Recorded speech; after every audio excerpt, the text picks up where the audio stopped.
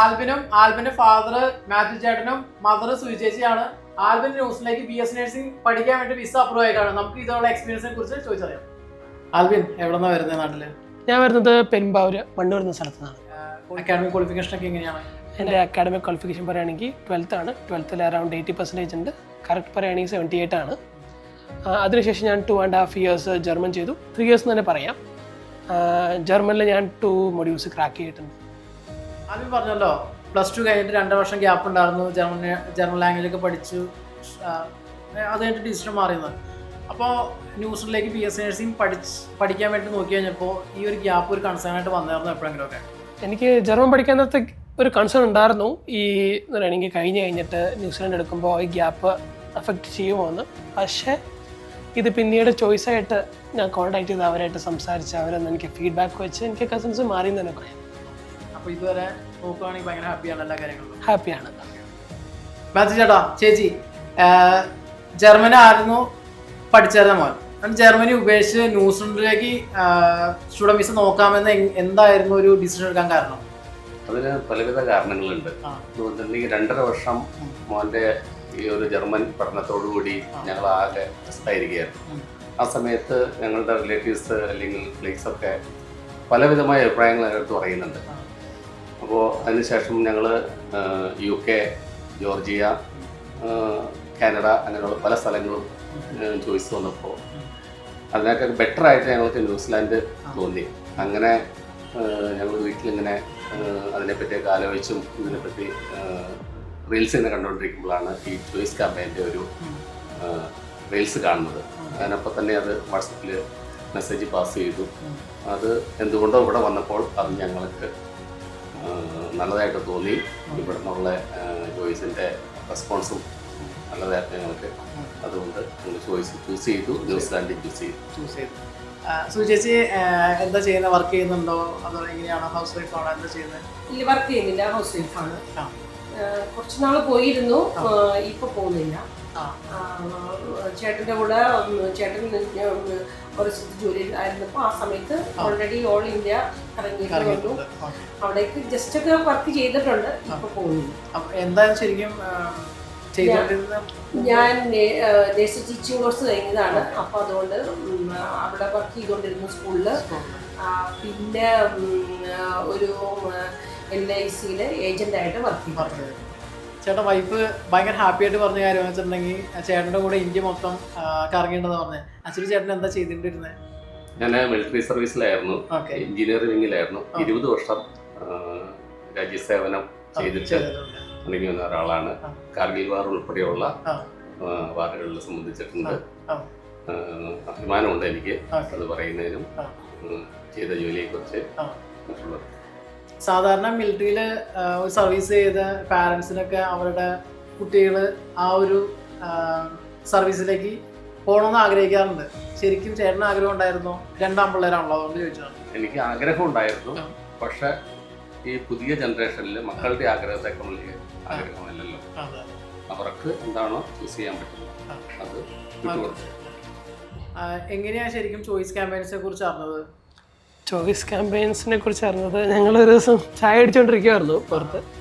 അപ്പോൾ പപ്പ ഇങ്ങനെ റീൽ കണ്ടുകൊണ്ട സമയത്ത് നമ്മൾ ചോയ്സിൻ്റെ റീൽ കണ്ടു. പപ്പ പറഞ്ഞു കുറേ നല്ലതാണെന്ന് തോന്നുന്നു, അപ്പോൾ ഒന്ന് കോണ്ടാക്ട് ചെയ്ത് നോക്കാമെന്ന് പറഞ്ഞു. അപ്പോൾ തന്നെ പപ്പ മെസ്സേജ് അയച്ചു. അപ്പോൾ തന്നെ റിപ്ലൈ കിട്ടുകയും ചെയ്തു. പിന്നെ അത് കണ്ടിന്യൂ ചെയ്ത് പിന്നീട് നമ്മൾ ഇങ്ങോട്ടേക്ക് വന്ന് സംസാരിച്ച് കോഴ്സിൻ്റെ ഡീറ്റെയിൽസും അറിയുകയും പിന്നെ നമ്മൾ ഫോർവേഡ് ചെയ്യാമെന്ന് തീരുമാനിച്ചു. വീട്ടിലേക്ക് ചേട്ടനോട് ചോദിച്ചിട്ട് അത് തീരുമാനിച്ച് എന്താ പറയുക, ഫോർവേഡ് ചെയ്ത് ഇവിടം വരെ എത്തിയിരിക്കുന്നു. വിസ കിട്ടി, ഹാപ്പിയാണ്, ഫുൾ ഹാപ്പിയാണ്. പർച്ചേസിംഗ് ഒന്നും സ്റ്റാർട്ട് ചെയ്തിട്ടില്ല. ജസ്റ്റ് ഞങ്ങൾ കുറച്ച് എന്താ പറയുക ബാഗ്സ് മേടിച്ചു വെച്ചിട്ടുണ്ട്, അല്ലാണ്ട് വേറെ ഒരു പർച്ചേസ് സ്റ്റാർട്ട് ചെയ്തിട്ടില്ല. ഇനി ന്യൂസിൽ എത്തിക്കഴിഞ്ഞിട്ട് ചോയ്സ് ക്യാമ്പയിൻസ് ടീം എന്തൊക്കെ സർവീസാണ് പ്രൊവൈഡ് ചെയ്യുന്നത്? അക്കോമഡേഷൻ ഉണ്ടോ?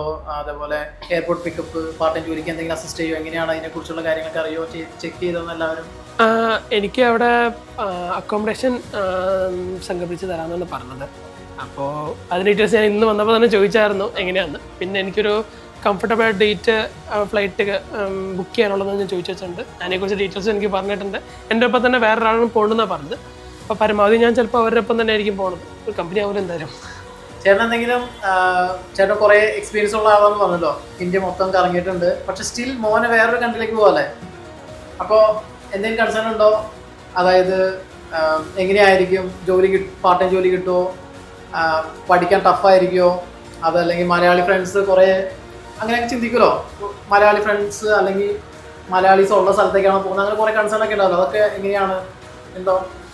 ചോദിച്ചത് വളരെ നല്ലൊരു ചോദ്യമാണ്. കാരണം പറഞ്ഞിട്ടുണ്ടെങ്കിൽ ഇപ്പോൾ ന്യൂസിലാൻഡ് എന്ന രാജ്യത്ത് നമ്മളുടെ കാര്യം ഫ്രണ്ട്സ് അങ്ങനത്തെ റിലേറ്റീവ്സൊക്കെ ഉണ്ട്. അവരായിട്ടൊക്കെ ബന്ധപ്പെട്ടിട്ടില്ല, അവരായിട്ടൊക്കെ കോണ്ടാക്ട് ചെയ്തിട്ട് പാർട്ട് ടൈം ജോബിനെ കുറിച്ചൊക്കെ ഇപ്പോൾ ചോയ്സ് ക്യാമ്പയിൻ ഞങ്ങൾക്ക് പാർട്ട് ടൈം ജോബിനെ പറ്റി ഗ്യാരണ്ടി ഒന്നും തന്നിട്ടില്ല. പക്ഷേ എന്നാലും ഇതിക്ക് മുമ്പത്തെ ബാച്ചുകളിലെ കുട്ടികളായിട്ട് അവരായിട്ട് കോണ്ടാക്ട് ചെയ്യാമെന്നും വേണ്ട സഹായങ്ങളും ചെയ്യാമെന്നാണ് ഞങ്ങളോട് പറഞ്ഞിരിക്കുന്നത്. അതുകൊണ്ട് നമുക്കൊരു പ്രതീക്ഷയുണ്ട് പഠനത്തോടൊപ്പം തന്നെ പാർട്ട് ടൈം ജോബും തന്നെ ചെയ്യാൻ പറ്റും. പിന്നെ താമസ സൗകര്യങ്ങളൊക്കെ ഹെൽപ്പ് ചെയ്യാമെന്നാണ് ഞങ്ങൾക്ക് കിട്ടിയിരിക്കുന്ന ഒരു ഉറപ്പ്. ഞങ്ങളതിൽ വിശ്വസിക്കുന്നു. അതുകൊണ്ട് രണ്ടുപേർക്കും അങ്ങനെ വലിയ കൺസേൺസ് ഒന്നും ഇല്ല. ഓക്കെയാണ്. ആൽബിനെ പ്ലസ് ടു കഴിഞ്ഞിട്ട് ഇപ്പോൾ ഏതാണ്ട് ഒരു 3 വർഷമായല്ലോ. എങ്ങനെ കൂടെ പ്ലസ് ടു കഴിഞ്ഞ ഫ്രണ്ട്സൊക്കെ ഓൾറെഡി സെറ്റിലായോ, സ്റ്റിൽ ട്രൈ ചെയ്യുന്നുണ്ടോ, ആരെങ്കിലും ന്യൂസിൽ എത്തിയിട്ടുണ്ടോ, എങ്ങനെയാണ്? എൻ്റെ ഒപ്പം പഠിച്ച കുറച്ച് പേരൊക്കെ ഇവിടെ ഡിഗ്രി സംഭവങ്ങളൊക്കെ ചെയ്യുന്നുണ്ട്.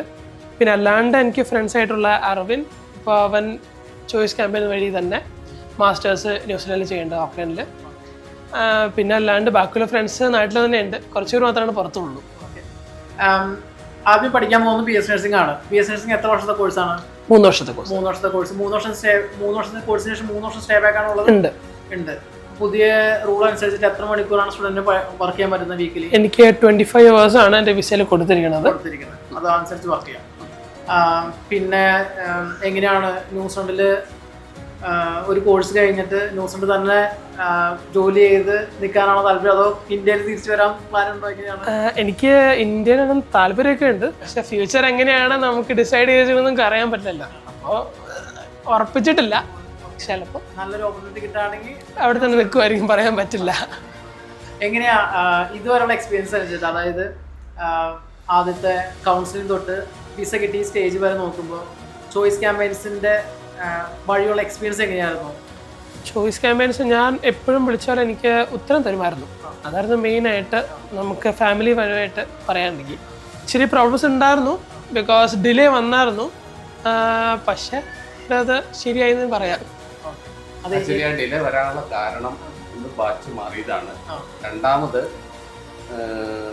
പേപ്പേഴ്സ് രണ്ടാമത് സബ്മിറ്റ് ചെയ്യേണ്ടി വന്നത് കൊണ്ടുള്ള കുറച്ച് ടെൻഷൻ പേരൻസ് നന്നായിട്ട് അനുഭവിക്കേണ്ടി അത് ചെറുതായിട്ടുണ്ട് പറയാൻ, കൺസേൺ ഉണ്ട് ചെറുതായിട്ടുണ്ടായിരുന്നു വിഷയം വന്നിട്ട് നമുക്ക് ബാച്ച് മാറേണ്ട വിഷയമായിരിക്കാം ഞാൻ പ്രതീക്ഷിക്കുന്നു. അത് ചില സമയത്ത് സ്റ്റുഡൻസിന് ഒത്തിരി ഗ്യാപ്പുള്ള സ്റ്റുഡൻസ്, അല്ലെങ്കിൽ ഫണ്ടിന് ഇഷ്യൂ ഉള്ള സ്റ്റുഡൻസിനൊക്കെ ചിലപ്പോൾ 1 മാസത്തെ പ്രോസസ്സ് ചിലപ്പോൾ 1.5 മാസം ആകാം, 2 മാസം ആകാം. വീട്ടിൽ ഡോക്യുമെന്റ്സ് ചോദിച്ചിട്ടുണ്ടെങ്കിൽ നമുക്കൊന്നും ചെയ്യാൻ പറ്റില്ല, ചിലപ്പോൾ അങ്ങനെ ഡിലേ ആവാറുണ്ട്. പക്ഷെ സ്റ്റിൽ വിസ കിട്ടിയാൽ സന്തോഷം. പിന്നെ എങ്ങനെയാണ് ITR ഒരു കൺസേൺ ആയിട്ട് വന്നിട്ടുണ്ടായിരുന്നോ? ITR വലിയ കൺസേൺ ആയിട്ട് ഞങ്ങൾക്ക് വന്നിട്ടില്ല. എങ്ങനെയാ നിങ്ങൾക്ക് ഫുൾ FD ഉണ്ടായിരുന്നോ, എഡ്യൂക്കേഷൻ ആയിരുന്നു, എങ്ങനെയായിരുന്നു ഫണ്ടൊക്കെ? ഞങ്ങൾ എഡ്യൂക്കേഷൻ ലോണാണ് മെയിൻലി കാട്ടിയിരുന്നത്. പിന്നെ FD ഇട്ടിട്ടുണ്ടായിരുന്നു. എൻ്റെയും പപ്പയുടെയും പിന്നെ ചേട്ടൻ്റെ പേരിലാണ് FD ഇട്ടിരുന്നത്. അതുകൊണ്ട് ഫണ്ടിന്റെ കാര്യമൊക്കെ ഓക്കെ ആയിരുന്നു. ചെറുതായിട്ടൊരു കൺസേൺ ഉണ്ടായത് ഈ ഒരു ഗ്യാപ്പ് മാത്രമായിരുന്നു. പക്ഷെ എൻ്റെ ഒരു എക്സ്പീരിയൻസ് അനുസരിച്ചിട്ട് ഇപ്പോൾ ജർമ്മനി പോയ സ്റ്റുഡൻസ്, B2 കഴിഞ്ഞ സ്റ്റുഡൻസ് പോകുന്നുണ്ട്, B1 കഴിഞ്ഞ സ്റ്റുഡൻസൊക്കെ ഹോസ്പിറ്റലിങ്ങിന് പോകുന്നുണ്ട്. പക്ഷേ അൺഫോർച്ചുനേറ്റ്ലി പറ്റുന്ന പ്രശ്നം വെച്ചിട്ടുണ്ടെങ്കിൽ ഇവിടെ നല്ല അക്കാഡമിക്കുള്ള പിള്ളേരൊക്കെ ആയിരിക്കും. അതായത് ബയോമാക്സ് കഴിഞ്ഞ് ഒരു 80% മാർക്കുള്ള സ്റ്റുഡൻസ് 3-4 വർഷം സ്പെൻഡ് ചെയ്തിട്ടായിരിക്കും ജർമ്മനി പോകുന്നത് ഹോസ്പിറ്റലിംഗ് പഠിക്കാൻ വേണ്ടിയിട്ട്. പക്ഷേ അവിടെ 3 വർഷത്തിൽ പഠിക്കുന്ന ഡിപ്ലോമ ആക്ച്വലി ജർമ്മനിയിൽ മാത്രമാണ് നഴ്സായിട്ട് വർക്ക് ചെയ്യാൻ പറ്റുള്ളൂ. ആ സർട്ടിഫിക്കറ്റ് വെച്ചിട്ട് വേറെ ഒരു കൺട്രിയിലേക്ക്, ഫോർ എക്സാമ്പിൾ പറയുകയാണെങ്കിൽ ഓസ്ട്രേലിയയിലേക്കോ ന്യൂസിലൻഡിലേക്കോ പോകാൻ പറ്റില്ല. അതുകൊണ്ട് തന്നെ എടുത്ത ഡിസിഷൻ കുറച്ച് വൈകിട്ടാണെങ്കിലും ബെറ്റർ ആയിട്ട് തന്നെയാണ് എനിക്ക് തോന്നുന്നത്. അതിൽ പാരൻസിന് ശരിക്കും നല്ല അപ്രിസിയേഷൻ കൊടുക്കേണ്ട ആവശ്യമുണ്ട്. കാരണം ചില പാരൻസ് അങ്ങനെ നല്ലൊരു ഡിസിഷൻ എടുക്കില്ല, കുറച്ച് വൈകിട്ടാണെങ്കിലും ഡിസിഷൻ എടുത്തത് നല്ല തീരുമാനം തന്നെയായിരുന്നു. അപ്പോൾ ആൽബിൻ, എല്ലാവിധ ആശംസകളും. ന്യൂസിൽ പോയി ബാച്ചലർ ഓഫ് നഴ്സിംഗ് കഴിഞ്ഞ് സെറ്റിൽ ആവാനുള്ള എല്ലാ ആശംസകളും ഞങ്ങൾ നേരുന്നു ചോയ്സ് ക്യാമ്പയിൻസിന്റെ പേരിൽ. Thank you. ചേട്ടാ വന്നതിൽ സന്തോഷം. ചേട്ടൻ്റെ എക്സ്പീരിയൻസും അതുപോലെ ബാക്കിയുള്ള കൺസേൺസും ഇതുള്ള എക്സ്പീരിയൻസ് എല്ലാവർക്കും പറഞ്ഞു കൊടുത്ത് പാരൻസിനും ഒരു അവയർനെസ് കൊടുത്തതിന് ഒത്തിരി നന്ദി. ചേച്ചി ഒത്തിരി താങ്ക് യു.